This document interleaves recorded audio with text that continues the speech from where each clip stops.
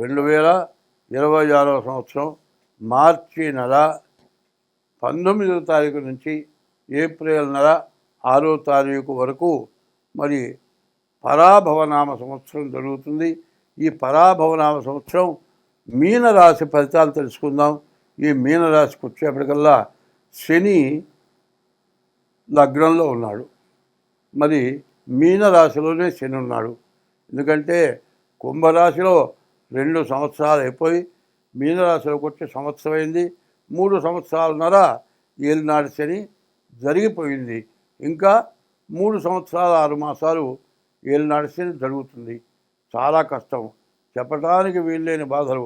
30 సంవత్సరాలకు ఒక్కసారి ఏలినాటి శని, 7 సంవత్సరాల 6 మాసాలు. వాళ్ళు పడేది చెప్పుకోవాలంటే రోజులు గడిచినా కూడా తరగదు. అన్ని రకాల బాధలు ఉంటాయి ఏలినాటి శనిలో. కాబట్టి ఈ రాశి వాళ్ళు ఏం చేయాలంటే ప్రతిరోజు కూడా శివాలయానికి వెళ్ళి శివుడికి ప్రదక్షిణం, మరి చండీ ప్రదక్షిణం అంటారు. అర్చకుడిని కానీ అక్కడున్న బ్రాహ్మణులు కానీ అడిగితే చండీ ప్రదక్షిణం చేయమని చెబుతారు. చండీ ప్రదక్షిణం 11 సార్లు చేయాలి. నవగ్రహాలకి 9 సార్లు చేయాలి. శనికి ప్రతి శనివారం నువ్వుల నూనెతో అభిషేకం, నల్లగుడ్డ, బెల్లం ముక్క, కొబ్బరికాయ, దీపారాధన నూనె తీసుకెళ్ళి దీపారాధన చేసి బ్రాహ్మణ చేత అభిషేకం చేయించుకోండి. అంత శక్తి లేదు అనుకుంటే కాస్త దీపారాధన చేసి నువ్వులు శని మీద వేసి కాస్త నూనె పోసి బెల్లం ముక్క అక్కడ పెట్టి శని మేడలో నల్లగుడ్డ వేసి నమస్కారం చేసుకొని మీ బాధలు పోగొట్టమని ప్రార్థన చేసి ఇంటికి రండి. అయితే ముఖ్యంగా నేను చెప్పబోయేది ఏంటంటే ప్రతివాళ్ళు కూడా నవగ్రహాల గుళ్ళోకి పోయి బయటకు వచ్చి కాళ్ళు కొనుక్కుంటున్నారు. అది చాలా తప్పు పని. ఎట్లా ఉంటుందంటే ఒక మనిషిని దవడ బగిలేటు కొట్టి తప్పైందని కాళ్ళు పట్టుకుంటే ఆ దోషం పోతుందా? ఆ కోపం వాళ్ళకి తగ్గుతుందా? మీరు కాళ్ళు కడుక్కుంటే నవగ్రహాలకు పూజ చేసిన ఫలితం మొత్తం పోయి చెడు జరుగుతుంది. నవగ్రహాల గుళ్ళోకి పోకపోయినా పర్వాలేదు, నవగ్రహాలకు ప్రదక్షిణ చేయకపోయినా పర్వాలేదు, బయటకు వచ్చి కాళ్ళు కడుక్కుంటే పెద్ద దోషం. ఈ మాత్రం గట్టిగా గుర్తుపెట్టుకోండి. ఇంకా ఈ మీనరాశి వాళ్ళు ఇంకా 3 సంవత్సరాలున్నర చాలా కష్టం ఉంది.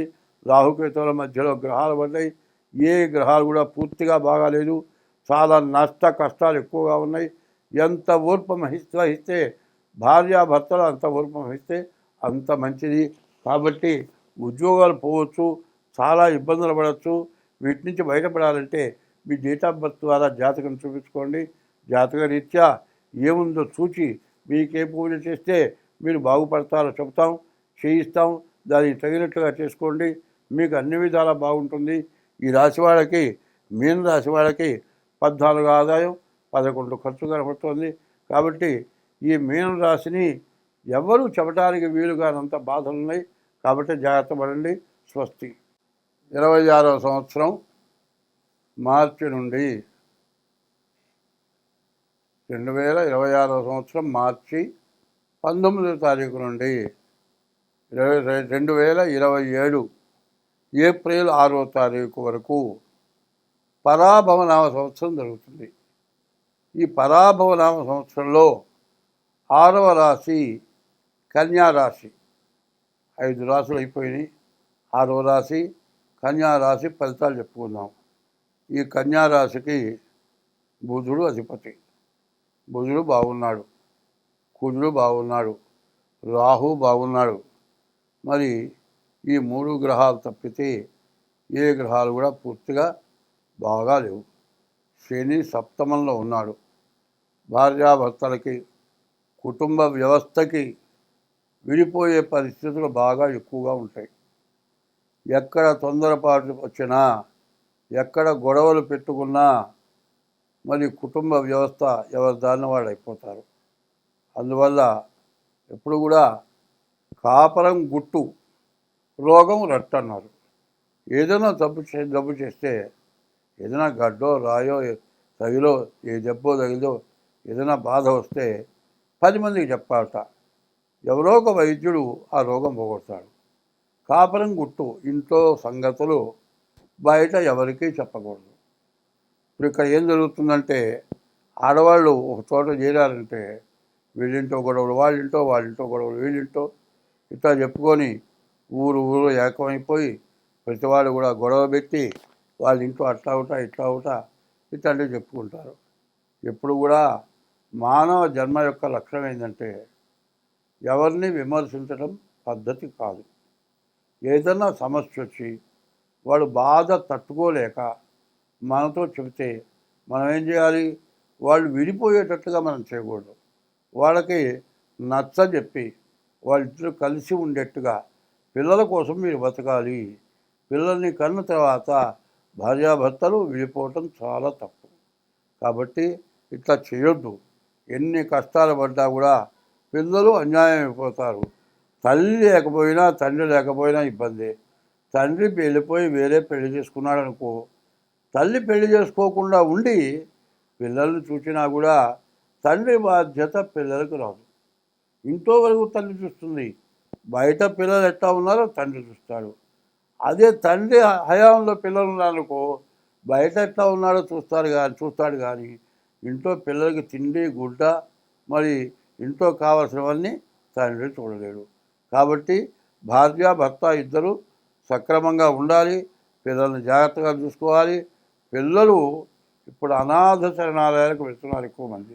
ఇట్లా వెళ్ళటానికి కారణం ఏంటంటే పెళ్లి చేసుకొని ఏదో సమస్యతోటి గొడవ పెట్టుకొని మరి కోర్టుకెక్కి పిల్లల్ని అన్యాయం చేసి విడబడిపోతే మరి పెద్దవాళ్ళు ఆ పిల్లవాడి నాయనమ్మ మరి తాత ఉన్నారు, వాళ్ళు ఎంతో జాగ్రత్తగా చూస్తారు. ఇక చివరికి చూడలేక అనాథ శరణాలయాల పాలన చేస్తారు. మరి ఇట్లాంటివి జరగటం మంచిదేనా? మంచిది కాదు. ఈ అనాథ శరణాలయాలకు వెళ్ళకూడదు. తల్లిదండ్రులు వృద్ధాశ్రమానికి, కన్న పిల్లలు అనాథ శరణాలయాల పాలు కాకూడదు. ఇట్లా చేసినట్లయితే వివాహ వ్యవస్థ వల్ల చాలా పాపం చేసుకున్నట్టు. ఎందుకంటే ధర్మపత్ని అన్నారు. భార్య ధర్మానికి ఉపయోగపడేది భార్య, భర్త ధర్మాన్ని భరించేవాడు భర్త. వీళ్ళిద్దరు కూడా ధర్మమైన మార్గంలో ఉండి పిల్లల్ని జాగ్రత్తగా చూసుకొని మరి పరాయింటి నుంచి వచ్చినటువంటి ఆడపిల్ల అత్తమామల్ని తల్లిదండ్రులాగా చూసుకొని కుటుంబ వ్యవస్థ బాగా ఉంటేనే ఏదైనా బాగుంటుంది. లేకపోతే సమస్యలు అయిపోయి చాలా ఎక్కువ అవుతాయి. ఇందులో రాహుకేతువుల మధ్యలో గ్రహాలు పడ్డాయి. కాలసర్ప దోషం ఉంది. మరి కుజుడు ఆరింటున్నాడు. మరి కాలసర్ప దోషం. మరి శుక్రుడు ఏడింట ఉన్నాడు. అయితే శుక్రుడు బాగాలేడు, శని బాగాలేడు, రవి బాగాలేడు, గురువు బాగాలేడు.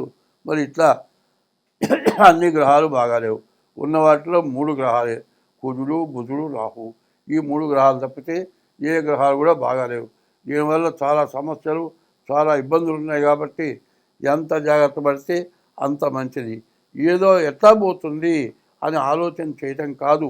ఈ సంవత్సరంలో మరి 2026 మరి మార్చి 19 లోపలే నేను చెప్పింది వినగానే డేట్ ఆఫ్ బర్త్ ద్వారా కానీ హస్తసాముద్రిక ద్వారా కానీ మీ జాతకం చూపించుకుంటే ఎందువల్ల మీరు ఇబ్బంది పడుతున్నారు, ఏం చేస్తే మీ బాధలు పోతాయి అన్ని వివరంగా చెప్పడం జరుగుతుంది.